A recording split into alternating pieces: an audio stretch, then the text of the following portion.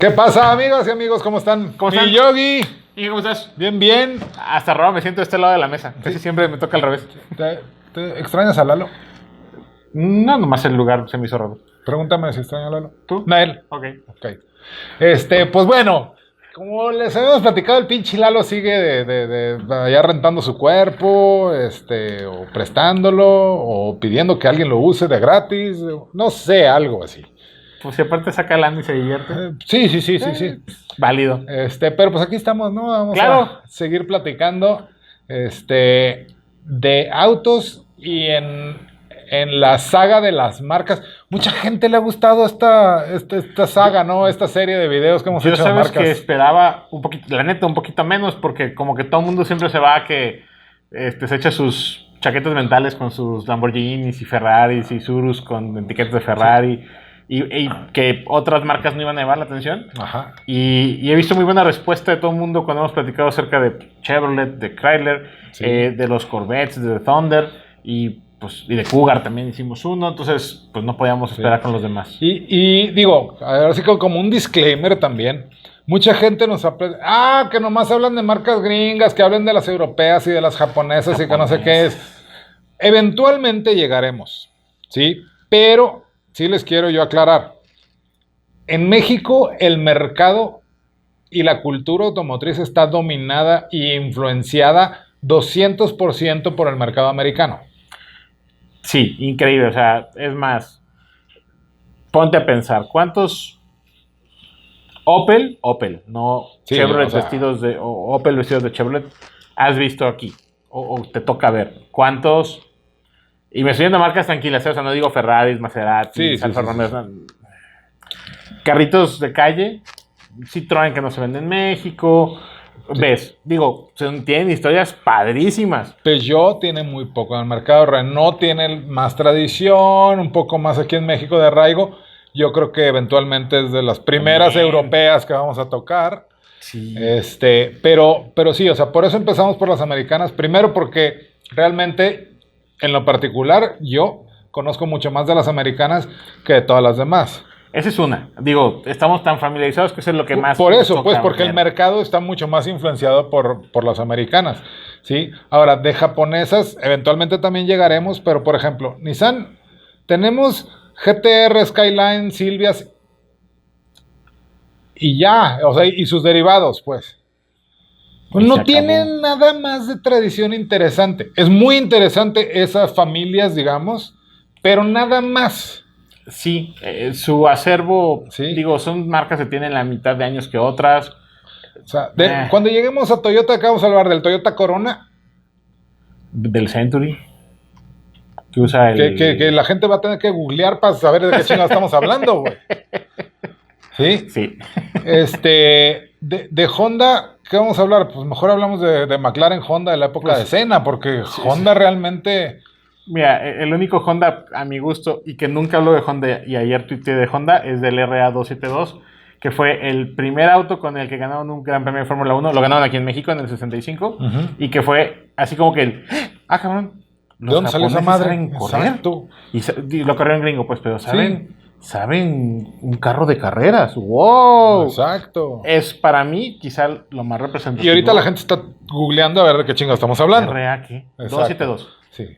Pero, o sea, realmente el tema de las japonesas, por ejemplo, tienen mucha herencia, pero de los 70s para acá. Uh-huh.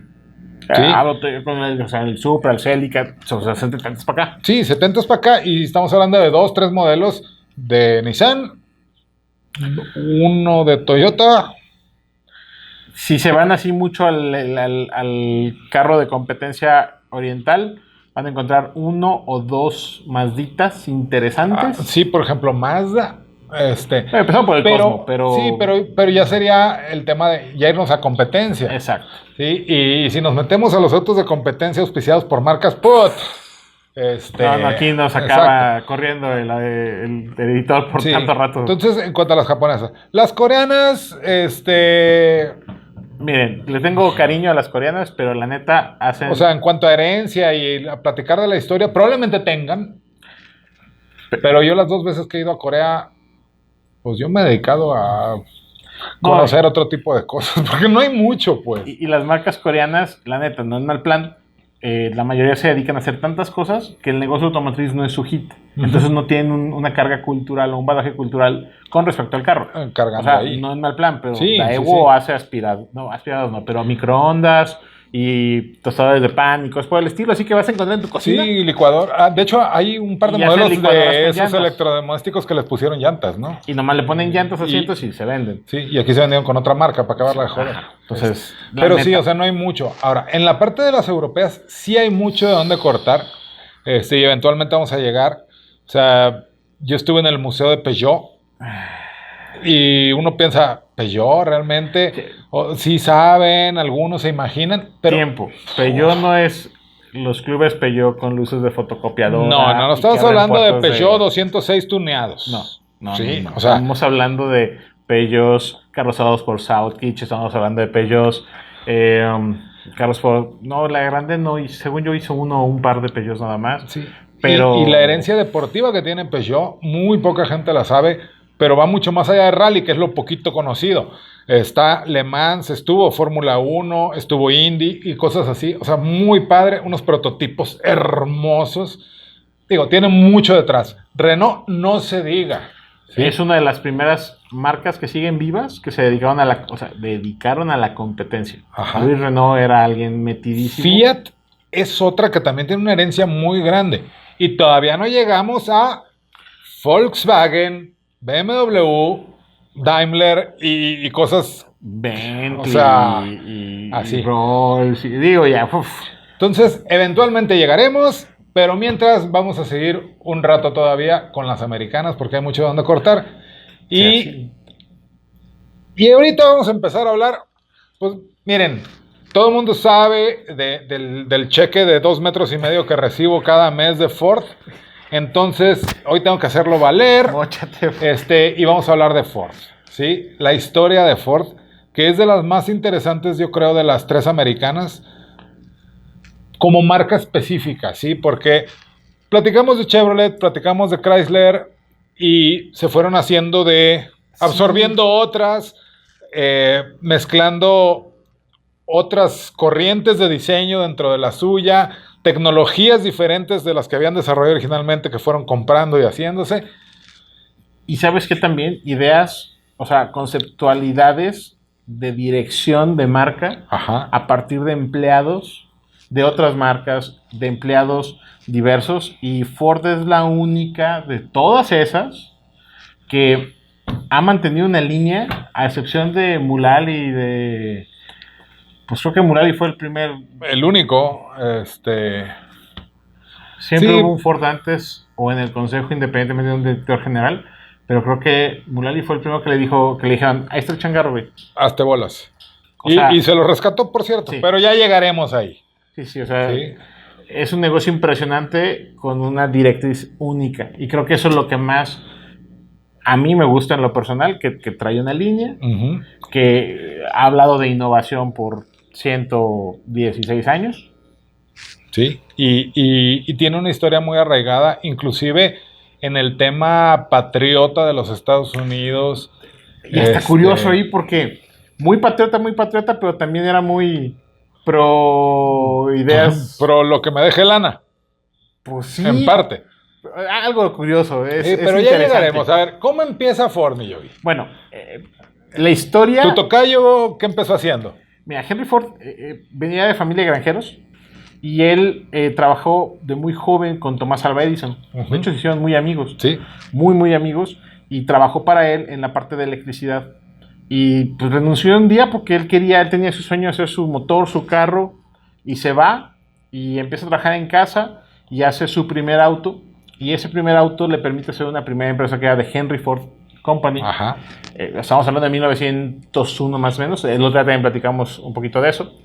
La hace, empiezan a vender carros, con los socios accionistas no se lleva, acaba yéndose de su empresa, se queda Henry Leland con ella, se acaba haciendo Cadillac.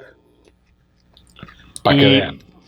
Y Henry dice, pues ya me fui de mi empresa y no me gustó y no funcionó, pero yo sigo aferrado a hacer mi triste carro. Sigue trabajando en casa y puede producir el cuadraciclo, Ajá. que es el primer auto con un solo pistón, que lo pudimos ver en el Museo Ford, es un juguetotote. Y que anduvo Bueno, más rodando. bien es un juguete tititito, pero con una mega herencia atrás. Sí. Sí. Medio parecido al carro de Carlos Benz, nomás con llantas chiquitas.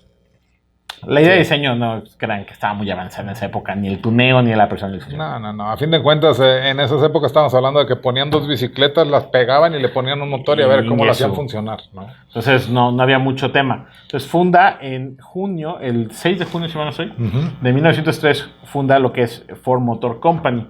Él y junto a otros, no se crean que es socio, solo, o sea, tuvo otros socios. Sí. Entre ellos unos güeyes que después vamos a hablar de ellos, que eran los hermanos Dodge.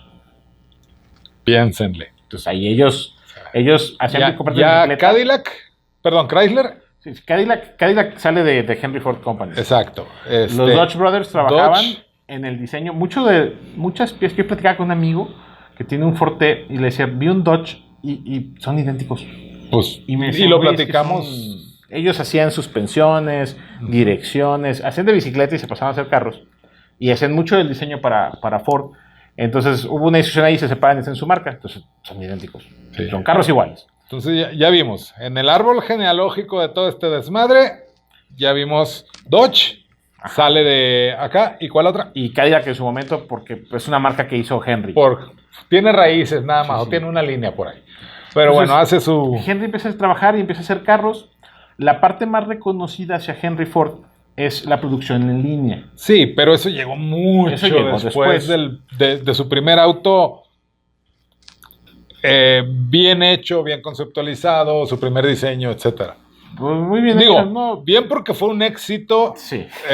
No porque haya sido la maravilla tecnológica de la época. Decían unos amigos viejitos de los carros que es fabricación ordinaria, reparación diaria. Sí. Entonces, pero, bueno, el punto es, empieza a trabajar en 1903 y empieza a generar vehículos y a crecer en el mercado.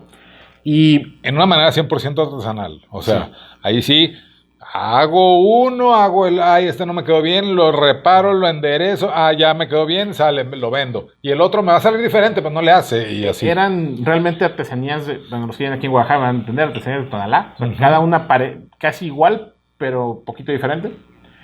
Porque los procesos eran así, no estaban estandarizados. Sí. Y era un tema hacer cada carro. Entonces él empieza a vender y conforme va viendo el incremento de producción, la planta original, bueno, está recreada la planta original en la Villa Ford. En la Villa Ford. Pues no cabe y se mueve a unas cuadras ahí en el centro de Detroit, un lugar más amplio en donde pues dicen, bueno, que ya tenemos más espacio, ahora cómo le hacemos para hacer más carros. Sí.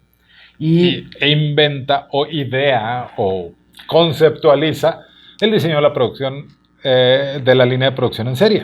Sí, eso, mucha gente se lo atañe a él y realmente, y les voy a decir la neta, no lo inventó. No. Lo adaptó. Por eso dije conceptualizarlo a la fabricación en masa de automóviles. Yo tuve la oportunidad de andar caminando en Detroit. No me dejaron estos señores caminar en el centro porque estaba haciendo frío. Pero yo quería caminar por ahí. Paréntesis rápido, ese día estábamos a menos 21, menos 26 grados, dependiendo de la hora del día. El señor andaba con una playera polo de piqué, de esa que es así tejidita de hoyitos, sin chamarra, sin guantes, con unas zapatillos ahí, botitas X, así, y ya, yo andaba con camisa térmica debajo de la camisa, con una sudadera encima, calzones o pantalones térmicos encima de mi pantalón, doble calcetín, botas para nieve, gorro, guantes, y este señor andaba así, y se paraba 5 minutos en el sol y empezaba así como yo estoy ahorita brillando, así. Hagan de cuenta los de South Park, pero bueno, no estaba haciendo tanto. De ahí, bueno, no de ahí específicamente, pero eso reafirma el apodo del señor Yogi, es un pinche oso este cabrón. Pero bueno, el tema es que yo quería irme a caminar porque estamos en el Cobo, que está a unas cuadras de Nicolet, que es donde estaba la empresa grande, la planta grande, y a 2 cuadras está la cuadra donde estaba la primer ensambladora de Ford junto a la de Harley. Sí. Entonces yo quería ir a ver porque, según cuenta la leyenda, pues Henry veía cómo bajaban de los camiones las reses y los puercos ya muertos, pues, para meterlos a trabajar en los las bodegas de Las carne. bodegas de carne Vamos a y ponerle así, cortarlas. y cortarlas. Entonces, realmente de ahí viene la producción en cadena. O sea, Sí. los colgaban. No sé si les ha tocado ver eso alguna vez. Sí, pues Cuelgan, cuelgan y ya los van empiezan, y pasando. uno quita la piel, y otro corta las piernas, y Eso. otro, así. Y así sale. De ahí se le vino la idea de la producción en serie. ¿Sí? Así es. Y aquí es humilde ingeniero industrial, les puede platicar más, pero no se trata de eso. A fin de cuentas es todos los pasos de ensamble, simplemente las estaciones de trabajo están fijas y van pasando los carros por enfrente y ahí les van armando las cosas, etcétera, ¿no? No les voy a hacer un rollo industrial aquí. Término muy práctico, ensamblan la vaca. O sea, en lugar de vaca a filetes, filetes a vaca. Exacto. En vez de desensamblar la vaca y hacerla filetes, les llegan los filetes y terminan armando la vaca. Entonces, cuando hace eso, le hacen un segundo piso a la planta y en un piso ensamblaban chasis motores y en el otro carrocerías. Y había al un final, columpio al final en donde los juntaban. se casan o se casaban. Sí. Y con eso tenías un auto armado. Entonces, sus tiempos de fabricación se fueron rapidísimos. Sí, y eran tiempos, simplificaban también el control de la logística de las partes, el control de la producción, el control de la calidad, etcétera, etcétera, cosas que no existían en ese entonces. Dejaron de hacer artesanías para fabricar productos con un estándar de calidad y el estándar, debido al estándar de producción, muy constante. No estás hablando de bueno o malo, constante. Entonces los carros ya eran casi igualitos el que acaba de salir que el que salió hace 10 minutos, ¿no? Exacto. Entonces, con eso, y aparte una de las cosas que implementó, que fue una de sus frases famosas, en donde decía que, uno, la pintura más barata era negra y la que se acababa más rápido era la negra. Sí. Entonces los carros podían ser de cualquier color siempre y cuando fueran negros. Sí, cualquier color que tú elijas, siempre y cuando sea negro, puedes tener tu Ford Modelo T.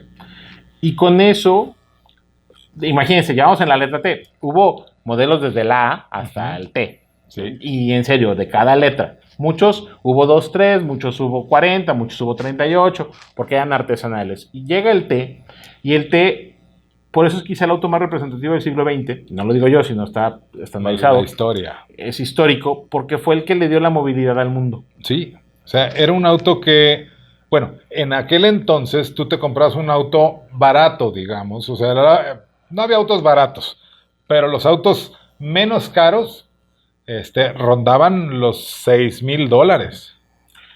No, perdón. No, los 600 $600, sí.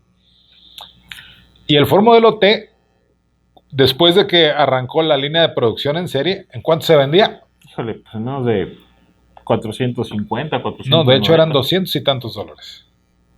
El modelo más básico. Bueno, el más básico. Sí. Porque por eso Chevrolet llegó con el 495 para hacerle ahí con el ya. Sí, ya los del lujito, ¿no?